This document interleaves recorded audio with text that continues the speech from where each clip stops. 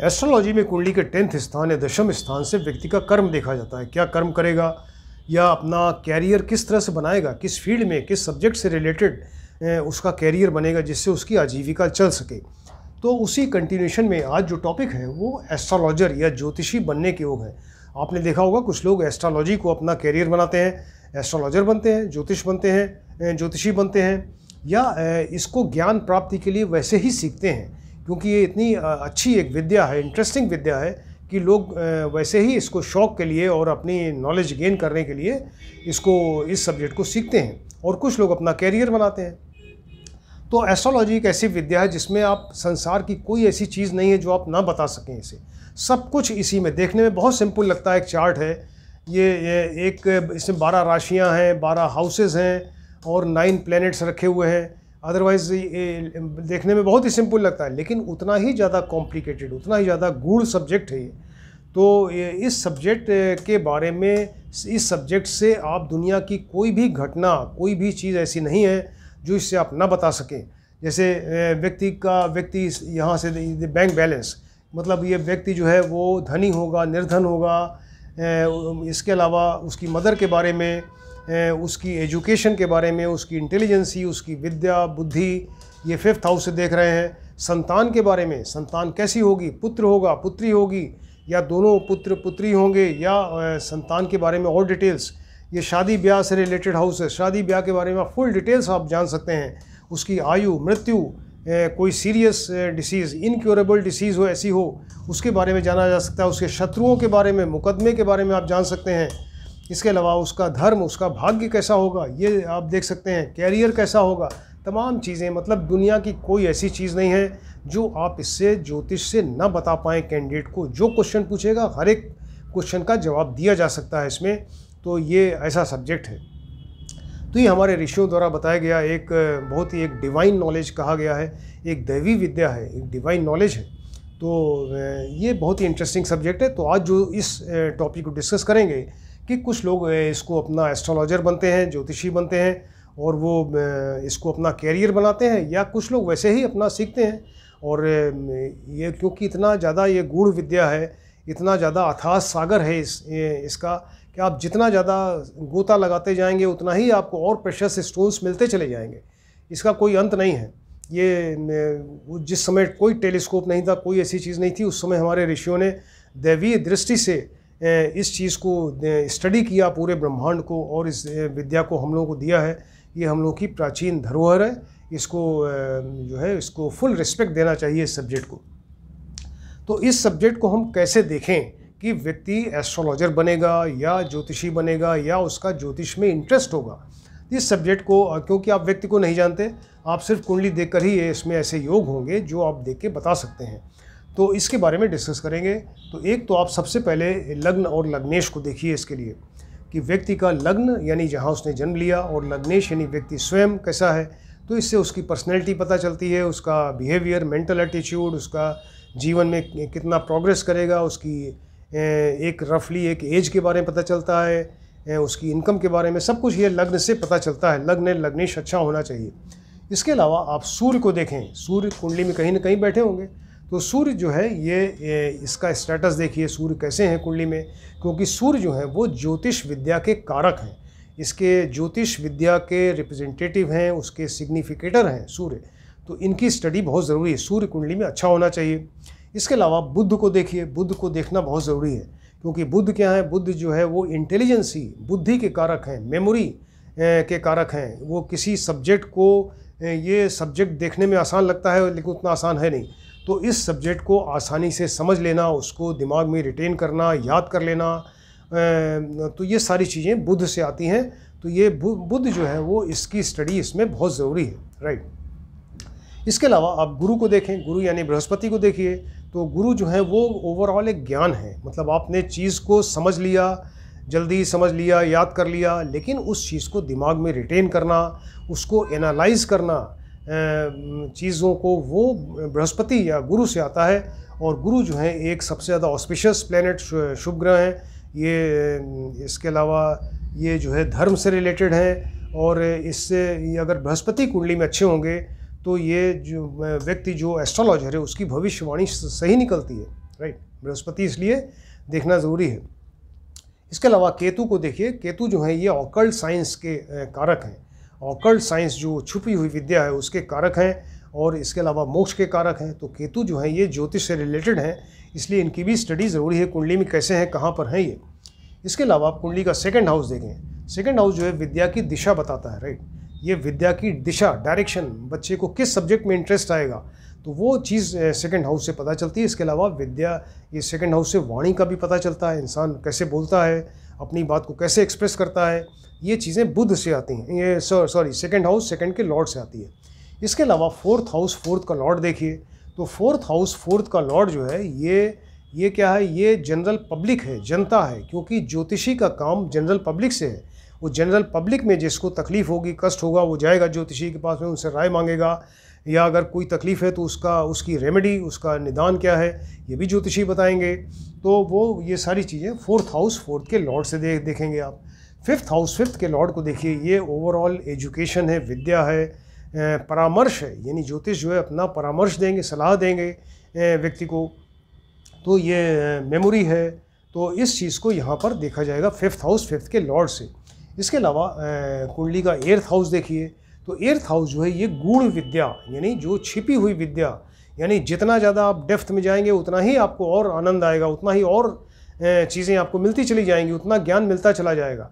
तो ये गूढ़ विद्या है। और इसके अलावा ये एर्थ हाउस जो है वो इसको एर्थ हाउस, एर्थ का लॉर्ड, इसको जानना बहुत ज़रूरी है। इसके अलावा यहाँ से रिसर्च वर्क किया जाता है। ये ज्योतिष में जो लोग रिसर्च करते हैं वो एर्थ हाउस, एर्थ के लॉर्ड उनका अच्छा होता है, तभी वो इस सब्जेक्ट में रिसर्च कर पाते हैं। इसके अलावा आप नाइन्थ हाउस देखिए, नाइन्थ का लॉर्ड देखिए, इंसान का भाग्य है। और इसके अलावा वो धर्म से रिलेटेड है, क्योंकि ज्योतिष एक धार्मिक विद्या है, और ये इसको नाइन्थ हाउस से ये डायरेक्टली रिलेटेड है, राइट। इसके अलावा टेंथ हाउस, टेंथ का लॉर्ड देखिए।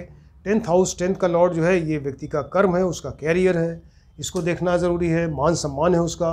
और ट्वेल्थ हाउस, ट्वेल्थ का लॉर्ड आप देखें, ये भी ज़रूरी है, क्योंकि फोर्थ जो जनता का घर है, तो जनता से देखिए नाइन्थ, जनता से नाइन्थ, फोर्थ से सेवन्थ ये हुआ, 8 9 और नाइन्थ स्थान होता है, आपको बताया भाग्य का होता है, तो ये जनता का भाग्य, फोर्थ से नाइन्थ ट्वेल्थ, यानी जनता का भाग्य, कि वो जिस समय उसको तकलीफ़ है वो ऐसे सही ज्योतिषी के पास जाए जहाँ उसको सही राय मिले और उसका भाग्य काम करे, और उसको बिल्कुल एग्जैक्ट सही उसको राय मिले और उसको उससे फ़ायदा हो। तो ये चीज़ जनता का भाग्य जो है ट्वेल्थ हाउस ट्वेल्थ के लॉर्ड से देखते हैं। तो इतनी सारी चीज़ें आपको कुंडली में जो आपको बताई, ये सब एक समरी में बताया। इसके कारक हैं ज्योतिष के, इनके सिग्निफिकेटर्स हैं, इनको देखना ज़रूरी है। इसी से रिलेटेड बहुत सारे योग बताए गए हैं। तो अब इसमें कुछ योग आपको बताते हैं, जो इम्पोर्टेंट योग बताए गए हैं इसमें, कि लग्नेश और पंचमेश, यानी लग्न का लॉर्ड और पंचमेश फिफ्थ का लॉर्ड, ये साथ में हो कुंडली में। लग्नेश और पंचमेश साथ में हो, कहीं वेल प्लेस्ड हो, केंद्र में हो, त्रिकोण में हो, इनके ऊपर भाग्येश यानी नाइन्थ के लॉर्ड की दृष्टि हो जाए, तो व्यक्ति को एस्ट्रोलॉजी में इंटरेस्ट आएगा और वो एस्ट्रोलॉजी आसानी से सीखेगा, राइट।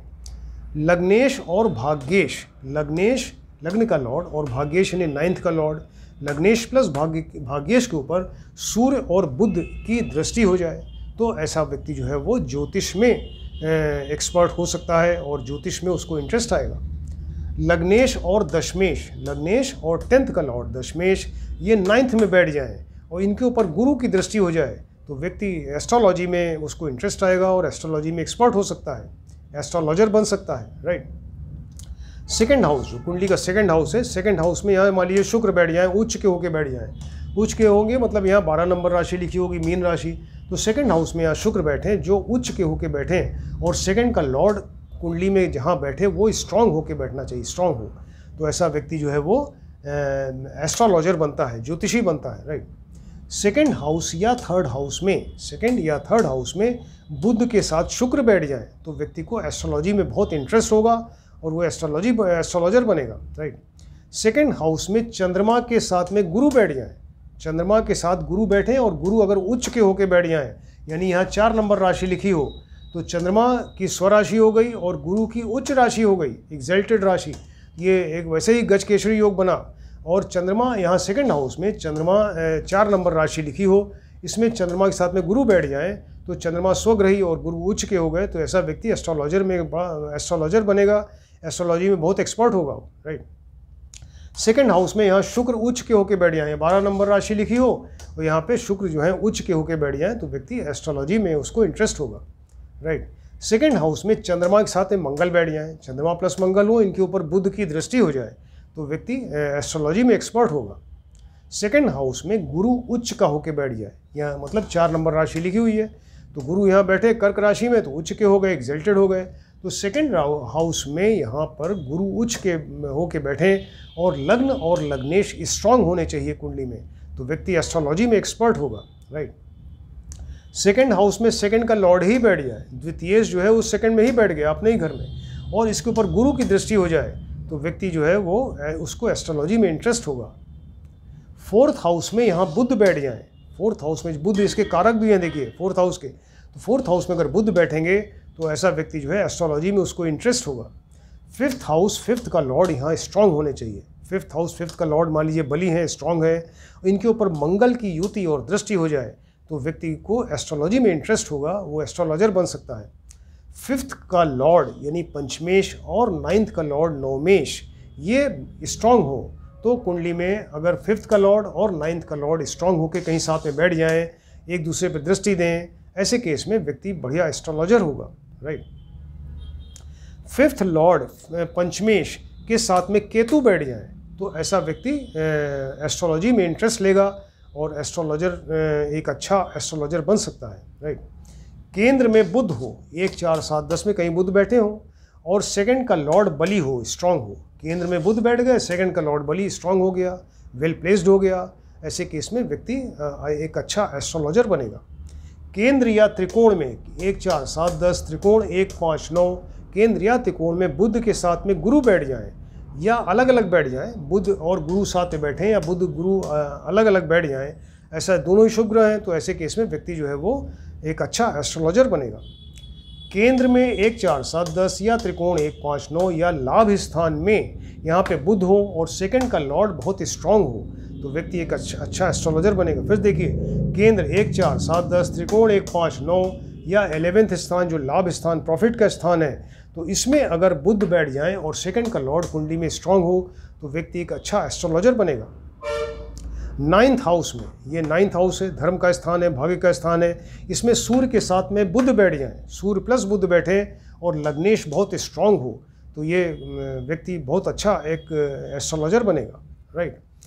नाइन्थ हाउस में एर्थ का लॉर्ड बैठ जाए जो गूढ़ विद्या का स्थान है, देखिए गूढ़ विद्या आपको बताया कि जो डेप्थ में जाके जो रिसर्च करते हैं तो एर्थ का लॉर्ड यानी अष्टमेश यहाँ पर बैठा नाइन्थ हाउस में, नाइन्थ हाउस में अष्टमेश बैठे जो कि सूर्य होके बैठे, मतलब यहाँ 5 नंबर राशि लिखी हो, इसमें 5 नंबर राशि है जिसका लॉर्ड सूर्य हो गया तो ये सूर्य अष्टमेश होके नाइन्थ हाउस में बैठ जाए और इसके अलावा यहाँ साथ में उच्च का बुध बैठा हो, उच्च का बुध मतलब 6 नंबर राशि है तो 6 नंबर राशि में यहाँ पे ये अष्टमेश सूर्य भी बैठ गए, साथ में उच्च का बुध भी बैठ गया और 10th हाउस में लग्नेश उच्च का होके बैठ जाए, लग्नेश जो है लग्न का लॉर्ड 10th में उच्च का होके बैठ जाए। इसको फिर से आपको बताते हैं कि अष्टमेश देखिए 9th हाउस है, 9th हाउस क्या है, भाग्य का स्थान है, धर्म का स्थान है, यहाँ पे अष्टम यानी जो गूढ़ विद्या का स्थान है तो अष्टम स्थान में यहाँ पंचम राशि है, 5 नंबर सिंह राशि है, 5 नंबर की राशि का लॉर्ड क्या हुआ, सूर्य हुआ तो अष्टम का लॉर्ड यानी अष्टमेश सूर्य यहाँ पर बैठा 9th स्थान में। इस 9th स्थान जब 5 नंबर है तो यहाँ 6 नंबर राशि होगी, यहाँ बुध बैठे हुए हैं जो कि उच्च के होके बैठे हैं तो अष्टमेश सूर्य यहाँ बैठे 9th स्थान में और इसके अलावा उच्च का बुध हो बैठा और लग्नेश यहाँ पर उच्च का होके यहाँ 10th स्थान में बैठ जाए, ऐसा व्यक्ति फिर बहुत बढ़िया एस्ट्रोलॉजर होगा, राइट। 11वें स्थान में, ये जो 11वें स्थान कुंडली का लाभ स्थान प्रॉफिट का स्थान है, इसमें बुध के साथ बृहस्पति बैठ जाए, बुध एंड बृहस्पति बैठ जाए तो व्यक्ति को एस्ट्रोलॉजी में बहुत ज़्यादा इंटरेस्ट होगा, एक अच्छा एस्ट्रोलॉजर बनेगा। इस तरह से बहुत सारे योग हैं, हमने आपको कुछ इंपॉर्टेंट योग बताए हैं तो इस चीज़ को आप ध्यान से देखिए, स्टडी करिए। ये कितना इंटरेस्टिंग सब्जेक्ट है, आप व्यक्ति को नहीं जानते, आप सिर्फ कुंडली देख के ही आप अंदाज लगा देंगे कि ये व्यक्ति जो है इसको एस्ट्रोलॉजी में इंटरेस्ट हो सकता है, एस्ट्रोलॉजी में इंटरेस्ट होगा और वो एक अच्छा एस्ट्रोलॉजर बन सकता है या एस्ट्रोलॉजी को अपना कैरियर बना सकता है। ये लेक्चर नंबर 289 है, इसको एक के बाद एक अभी ये 10th हाउस से ही रिलेटेड जो डिफरेंट कैरियर्स हैं, व्यक्ति अपना कैरियर बनाता है, तो उसके बारे में आपको बताते जा रहे हैं। आज जो टॉपिक था वो एस्ट्रोलॉजर, ज्योतिषी बनने के योग या ज्योतिष सीखने में इंटरेस्ट हो जिसको, उसके बारे में आपको बताया। इसको आप ध्यान से देखिए, स्टडी करिए। किसी ने अगर अभी तक सब्सक्राइब नहीं किया है तो सब्सक्राइब करें, जिससे कि आपको कंटिन्यूशन में सब लेक्चर्स मिलते जाएं और आप आसानी से इसको सीख सकें। Thank you.